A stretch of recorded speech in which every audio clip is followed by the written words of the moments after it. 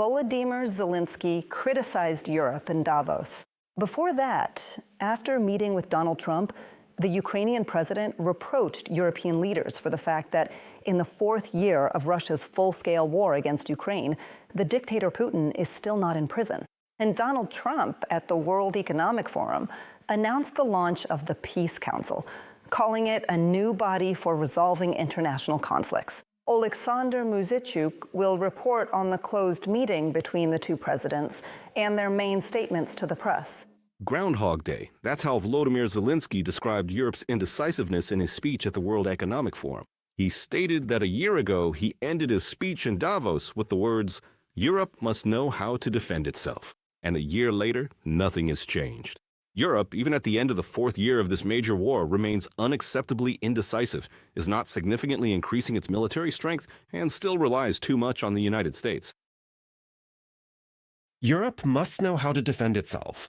If you send 30 or 40 soldiers to Greenland, what is the purpose of that? What message are you sending? What signal does this send to Putin and Jaimir? And even more importantly, what signal does this send to Denmark, your most important and closest ally? The Ukrainian leader said that Europe needs united armed forces to detain tankers of Russia's shadow fleet. He reminded that Russian oil, the money from which goes in part to the war and to destabilizing Europe, is being transported directly along European shores. He also offered assistance in the fight against Russian warships near Greenland. We know what to do. If Russian warships are freely sailing around Greenland, then Ukraine can help. We have the experience and the weapons to ensure that none of those ships remain there. They can sink just like they do near Crimea. Almost simultaneously with Zelensky's speech, France announced the detention of the Grinch tanker from the Russian shadow fleet, and Zelensky thanked the French via social media. However, he reproached the Europeans for still not daring to confiscate frozen Russian assets and to establish a court for Russian crimes. And almost simultaneously with Zelensky's speech in Davos, the EU contributed funds to create a special tribunal for the crime of aggression against Ukraine. Today, the EU allocated the first $10 million for the new special tribunal to hold the Russian leadership accountable for its role in Moscow's war against Ukraine. The Russian leadership is responsible for this war and must be held accountable. There can be no impunity. Zelensky also reproached European leaders in Davos for not helping the Iranians, who have now risen up, nor the Belarusians, who tried to overthrow the Lukashenko regime more than 5 years ago. Belarus in 2020 is an example. No one helped their people. And now Russian Oreshnik missiles stationed in Belarus are within range of most European capitals. This would not have happened if the Belarusian people had prevailed in 2020.